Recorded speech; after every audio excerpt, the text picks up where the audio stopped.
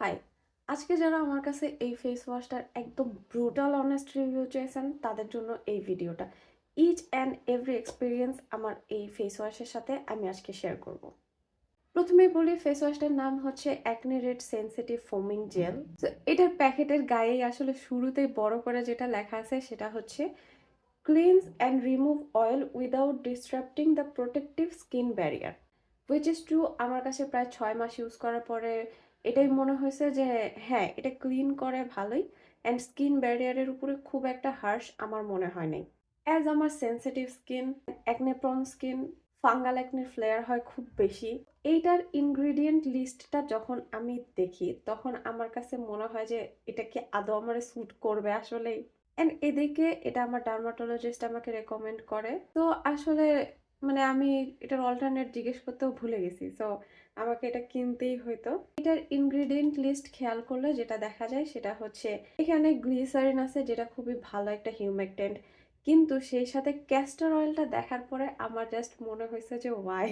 আমার fungal acne prone স্কিনে আমার কখনোই ক্যাস্টর অয়েল স্যুট করে নাই। ইভেন এরকমও হয়েছে যে আমি চুলে দিছি হালকা একটু পরিমাণ, সেটাও আমার ফেসে একনি উঠায় ফেলছে। ক্যাস্টর অয়েলের পরের যে উপাদান সেটাই হচ্ছে নায়াসিনামাইড। নায়াসিনামাইড নিয়ে আসলে আমি ওরকম খুব একটা বেশি ঘাবড়াই নাই, ইটস ওকে। আমি সিরাম ফর্মে খুব একটা বেশি ইউজ করতে না পারলেও এখানে ফেস ওয়াশ আমার প্রবলেম হয় না। তো এবার আমি যদি ওভারঅল কথা বলি সেটা হচ্ছে আমার কাছে প্রথমে একটু ডিস্টার্বিং মনে হলেও এটা আমার ফেসে খুব একটা ঝামেলা করে নাই। কিন্তু এটার টেক্সচারটা অনেক থিক। এটা ইউজের আমার মনে হয় যে কিছুটা ব্যাপার আছে। এটা ফর্মুলেশনের কারণে ক্যাস্টর অয়েলটা আমি ইউজ করতে পারছি, কিন্তু এটা সবার জন্য সেফ নাও হতে পারে। এছাড়াও এখানে আরো কিছু এক্সট্রাক্ট আছে, আমি জানি না এটা আসলে কতটা একটা বেশি ফাঙ্গাল একনি সেফ আমি পুরোপুরি ডিক্লার দিতে পারবো।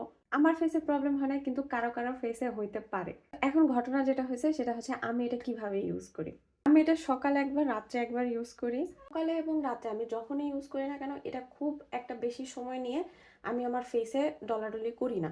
পুরা এক পাম্পও আমি নেই না, জাস্ট অর্ধেক পাম্প নেই। আমি হাতে সুন্দর করে এটাকে লেদার টাইপ তৈরি করি, দেন আমি ওটা ফেসে অ্যাপ্লাই করি। ফেসে অ্যাপ্লাই করার পরেও খুব তাড়াতাড়ি, যতটুকু মাসাজ না করলেই না, জাস্ট ততটুকু করে আমি আবার ফেস ওয়াশ করে ফেলি খুব ভালো করে। সো আমি এখন সিচুয়েশন ধরলাম দুইটা, এক হচ্ছে আপনি ফেস ওয়াশ কিনে ফেলছেন, আর একটা হচ্ছে কেনার কথা ভাবতেছেন। সো যদি এরকম হয় যে আপনি ফেস ওয়াশ কিনে ফেলছেন, তাহলে আপনি যেটা করতে পারেন যে আপনার ফাঙ্গাল একনি যদি দেখেন যে কোনো রকম ছোটোখাটো বার্ন উঠতেছে, তাইলে সাথে সাথে একটু ব্রেক নেন, একটু জেন্টাল কিছু ইউজ করেন। আর আমি যেভাবে ইউজ করতেছি সেটা আমার ক্ষেত্রে ওয়ার্ক করতেছে।